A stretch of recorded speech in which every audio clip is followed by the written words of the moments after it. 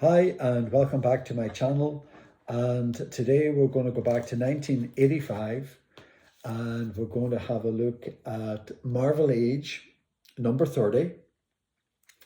We're going to have a look at the Fantastic Four annual number 19 and the Avengers annual number 14. And both these annuals are a crossover annuals. Both covers are penciled by Kerry Gamble and interiors by John Byrne. John Byrne interiors and writer for the Fantastic Four, and John Byrne interiors for this Avengers annual, and Roger Stern is the author. So two fantastic annuals to have a look at. But before we look at them, let's just do the obligatory opening of the magazine, the comic, from its plastic holding. So this is Marvel Age number 30, and there you can see a beautiful John Byrne cover, and the superheroes are having a summer party and having some fun. And of course this looks like Doctor Doom with a jar full of ants, so obviously going to cause some mischief here at the party. But there's Storm with her Mohican. It's a combination of Spider-Man, the Avengers, the X-Men. There's Captain Marvel. So pretty apt in time for 1985. Of course, Marvel Age, a great kind of pre-internet magazine that was able to tell you what was upcoming in Marvel. So yeah, there's Storm there. But I'm going to do a video because I have a few Marvel Age comics that I just pick up. But the reason why I picked this one up is because obviously for the beautiful John Byrne cover, but also just for, it was a preview for 1985 for the annuals, the Fantastic Four and Avengers annual. And they just told you what was coming up and what was happening. And there you have the pencils by John Byrne for this panel and these two panels here for the upcoming Avengers annual. And it just gives you an update on how Galactus consumed the Skull Throne world and the consequences and the fallout after that. And it kind of, the two annuals kind of came to brings the Skulls to a conclusion at that time. So I'm going to look first at the Fantastic Four annual number 19. Kerry Gamble does a great cover. Look at that. The Fantastic Four just breaking in through a wall and meeting the Avengers who are fighting Skulls. And then this cover is also repeated from another perspective. There's the Fantastic Four breaking in, and there's the Avengers fighting the Skulls. So a fantastic crossover. Both annuals share 8 pages drawn by John Byrne at the end. So 8 pages are found in both comics, coming from 2 different perspectives. So this Fantastic Four annual is just a basic story.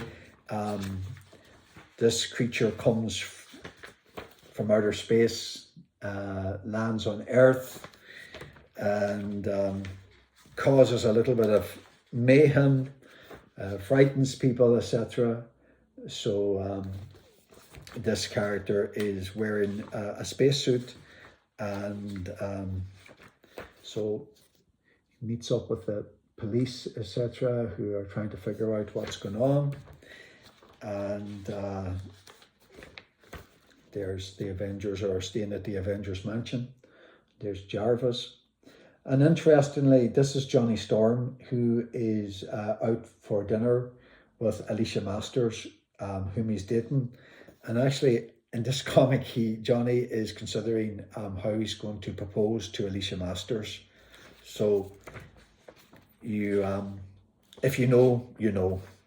And the only hint I would give, because I don't want to give away a spoiler, is that both comics are Skull related.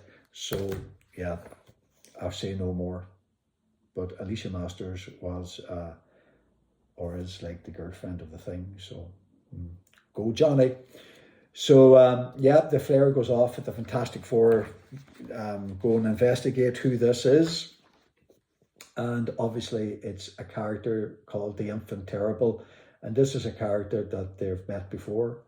And the Infant Terrible kind of tells the Fantastic Four that basically the Skrulls have invaded his own world, and he's come for help.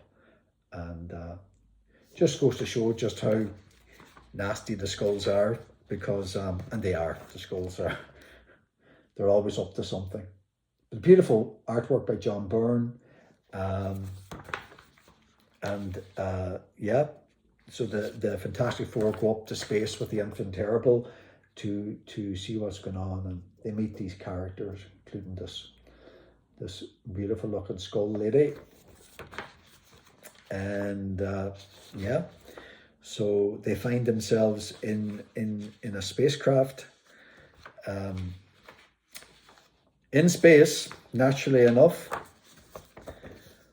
And yeah, and lo and behold, when they go into the spacecraft, they go searching, and then who do they find in their travels but the Avengers? There they are.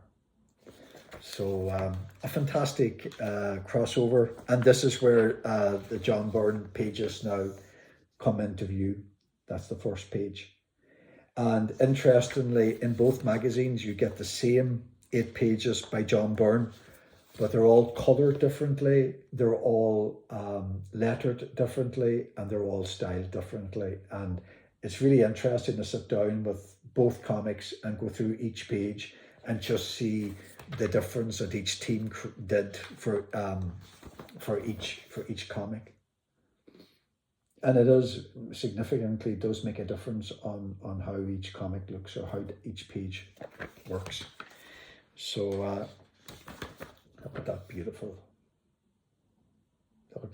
piece there. So yeah,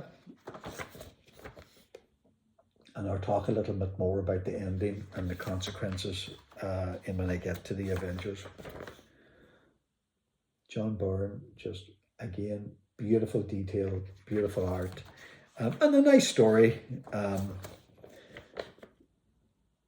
Obviously, Byrne has an affinity with the Skrulls. It was during his tenure that Galactus consumed the Throne World and threw the Skrulls into kind of a chaos.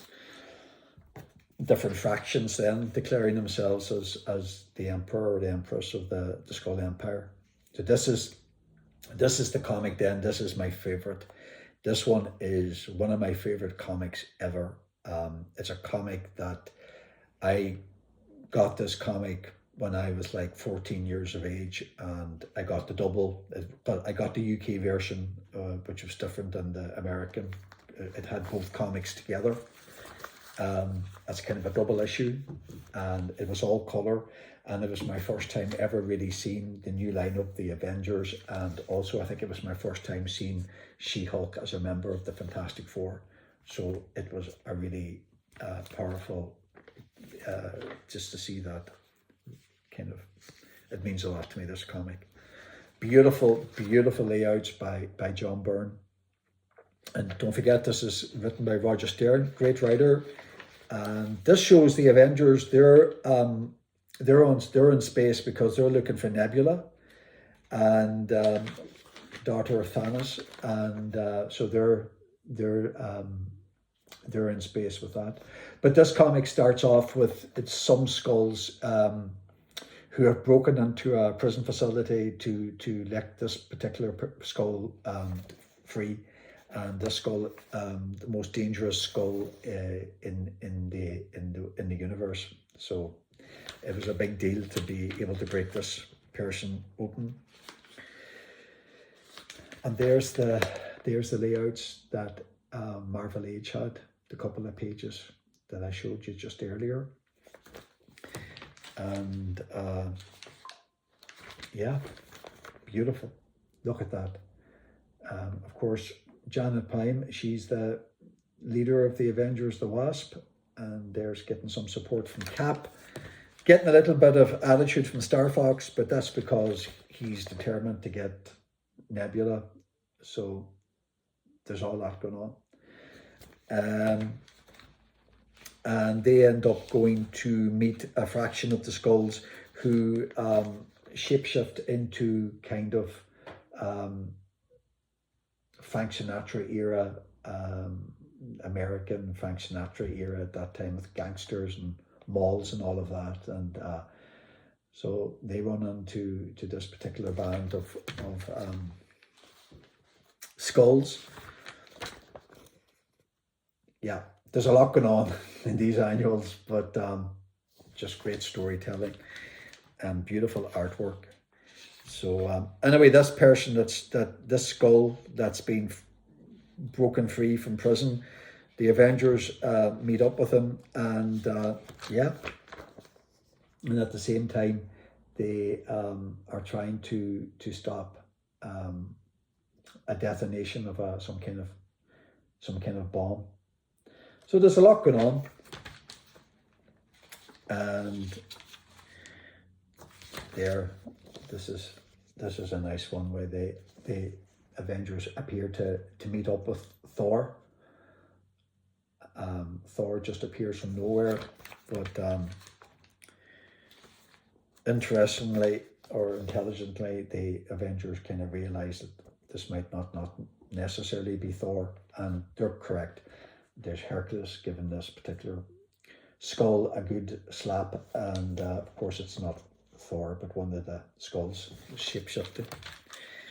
So with that in mind, then here you have She-Hulk coming in, and this is the start of the 8-page John Byrne. And it's interesting, maybe might be able to show you a little bit of a contrast. So this is the Avengers annual, and if I can get you the Fantastic Four annual, you might just notice just a little bit of difference. The lettering is just a little bit different. The coloring just a little bit different, and I'm going to see if I can get even show you even better. Can I show you that? Let's see.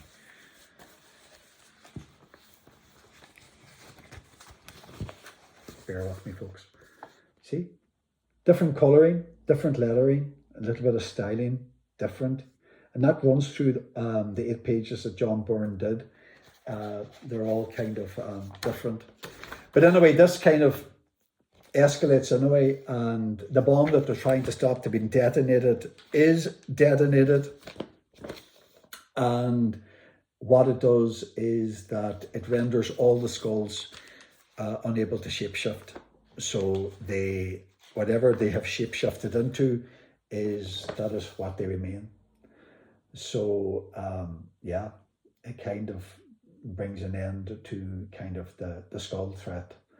But I think that has been that's changed since 1985. And I think they started to get their shifting abilities back. But at the time, it was another huge step by the writers. And that beautiful page there. And yeah, there's the effects of the bomb going off, and you can see where whatever the Skrulls have shapeshifted into, they remain that's what they remain as. So folks, this video is a little bit longer than usual, but I'm glad I got the opportunity to be able to show you these. And yeah, one of my favorite Marvel comics ever. Absolutely fantastic. The Avengers and the Fantastic Four by John Byrne. You couldn't ask for anything better. And there you have it, little coming to an end. So there you are, folks. You've got, again, just to recap, Marvel Age number 30, which give you the preview for the summer annuals, which was Avengers number 14 and Fantastic Four number 19. So thank you for watching, and take care. Bye.